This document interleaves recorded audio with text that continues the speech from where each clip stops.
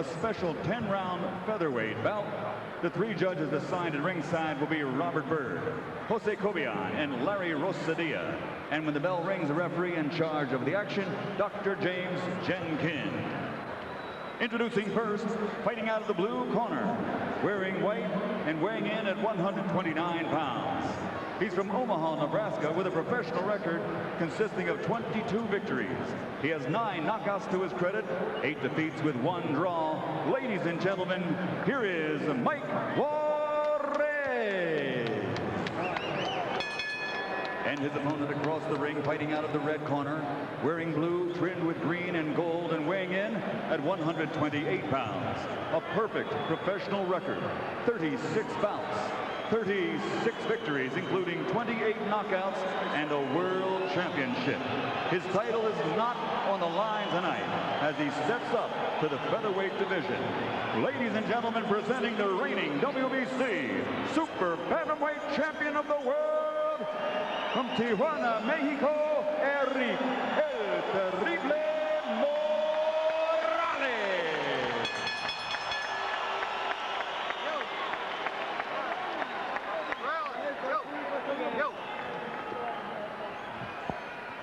Mouthpiece. Mouthpiece. Gentlemen, obey my commands. Let's go. Erik Terrible Morales, bigger, but is he better? Taking a look at the ledger of Mike Juarez, 22-8-1. Some big names on his ledger. He lost a 12-round decision to the current WBA junior featherweight champion Bones Adams back in 1997. He also got knocked down too by Jeff Fennick in 96. And he'll lose a 10-round decision to Philip Holliday, the former IBF lightweight champion that ironically enough lost his title to Shane Mosley back in 1993. Morales in the blue, Juarez in the white. And you can see, despite the extra poundage on Erik Morales, still very tightly wound, not an ounce of fat on his body. Very well-conditioned athlete.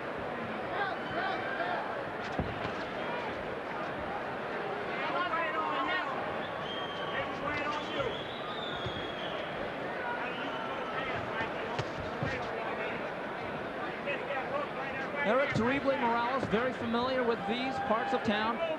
Has fought predominantly in the Las Vegas and the north, actually the southwest part of the country, and that is a slip. Or is it? No, they're actually calling that a knockdown. So Mike Juarez hits the canvas in the first minute against Erik Terrible Morales. And we were about to say, Erik Morales very familiar with this territory. This is the first trip out west for Mike Juarez, who has fought in such locales as Iowa, North Dakota, Florida, Oklahoma, Arkansas, Canada, South Africa, and Australia. Have gloves, will travel.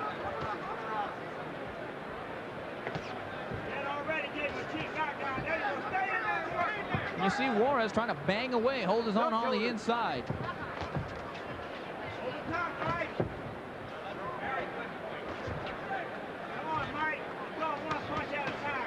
There's a nice little uppercut by Terrible Morales.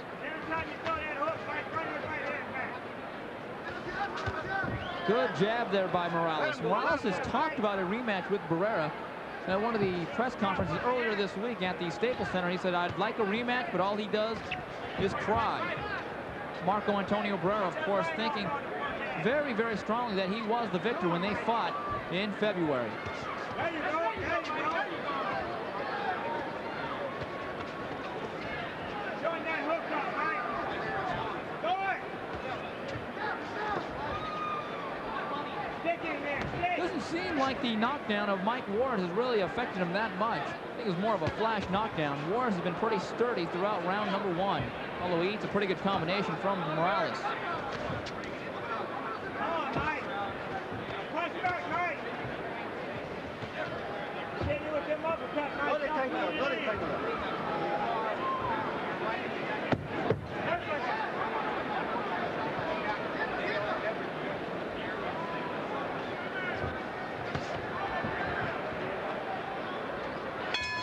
So after an early knockdown, a rather uneventful round number 1 for Morales and Juarez.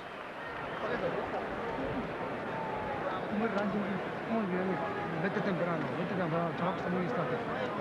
Vámonos temprano. Ahorita fintealo. And he's telling his fighter right now to take his time.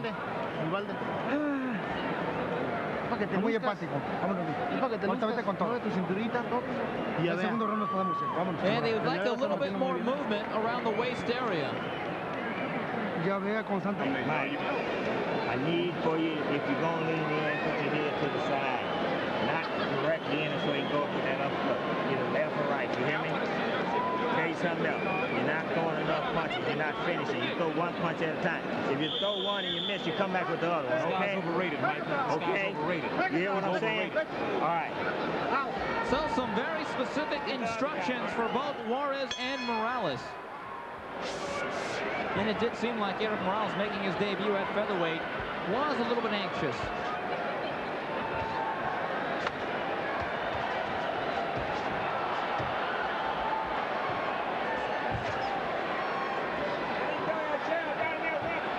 And speaking of Naseem Hamed, looking across the arena, he is standing and watching Erik Terrible Morales. And now he has sat down. In fact, him and his brother Riyadh are here to negotiate with Bob Arum a future showdown with Terrible Morales.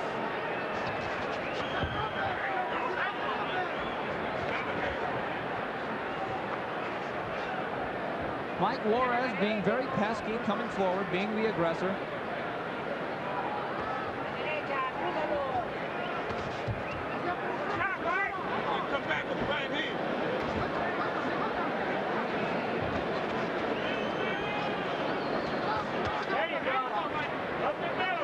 Juarez has been more than willing to stand on the inside and bang away with Morales. Not sure that he's as skilled as the former champion, but he's every bit as tough as it looks like. He's really taking the fight to Morales, staying right in his face.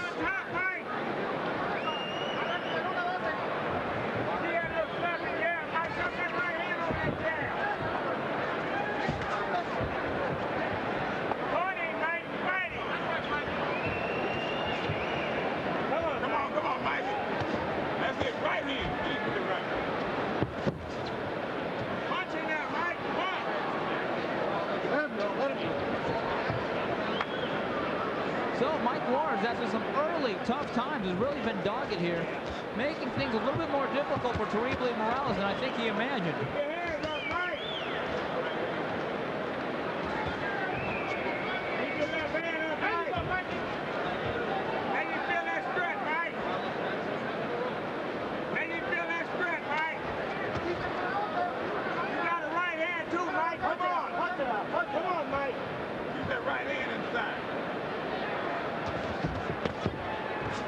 You see Juarez banging away, Morales working hard.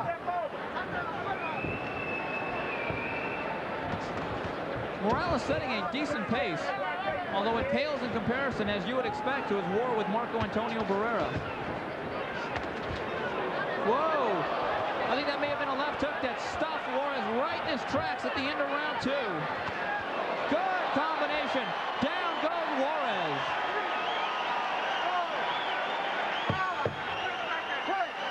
Less than 10 seconds to go.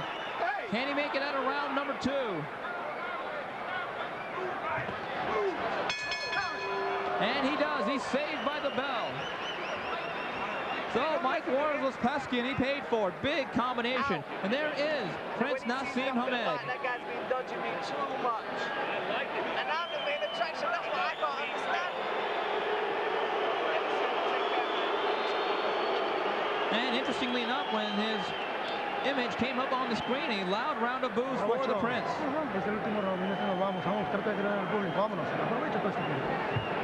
And let's take a look at the replay of the knockdown in round number two.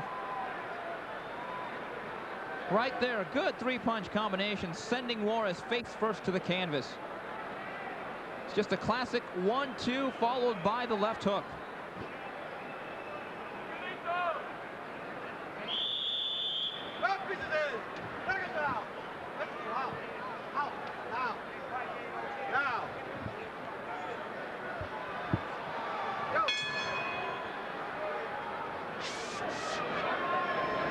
And we begin round number 3.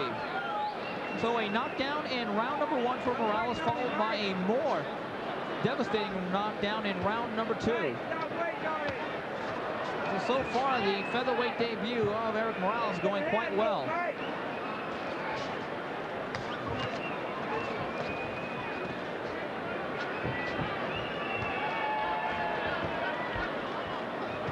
Stop what you can, Mike. Stop waiting on him. Stay. Stop boxing. Stop boxing, Mike. Got up, Justin. Coach. Come on, Mike. And again, you see Juarez pressing the action. Keep that man up, Mike. And of course, you saw what happened the last 2 rounds when he did. And you see Morales really counter-punching well off the corner. Morales, such a sharp, accurate, precise puncher.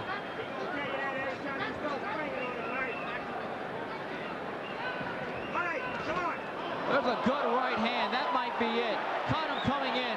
Jab, right hand, right on the button for Terrible Morales. Well, at least for one night, he can carry the power up at 126. A beautiful job of luring someone in, setting a trap, and really dropping the bomb on him.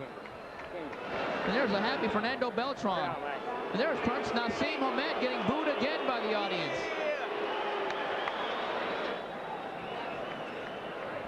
Again, we mentioned earlier, Riyad Hamed is in town with Prince Hamed to deal with Bob Arum to negotiate a deal for a super fight between Morales and Hamed.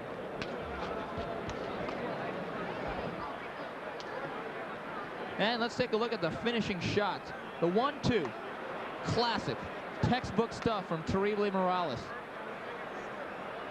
And we mentioned the aggressiveness of Juarez right there. It works against him, and Morales led him right into the right hand.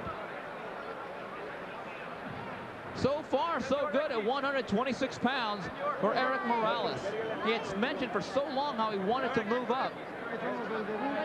And down the line, could be a rematch with Barrera, maybe a shot with Prince Nassim Hamed. So many possibilities. So Morales goes to 37-0, registering his 29th knockout. He blows apart Mike Juarez, a knockdown in each round. Juarez now goes to 22-9-1. And you take a look at Mike Juarez. He had a rough day at the office. As for Erik Morales, much easier than it was just this past February against Barrera. Got a mark on him.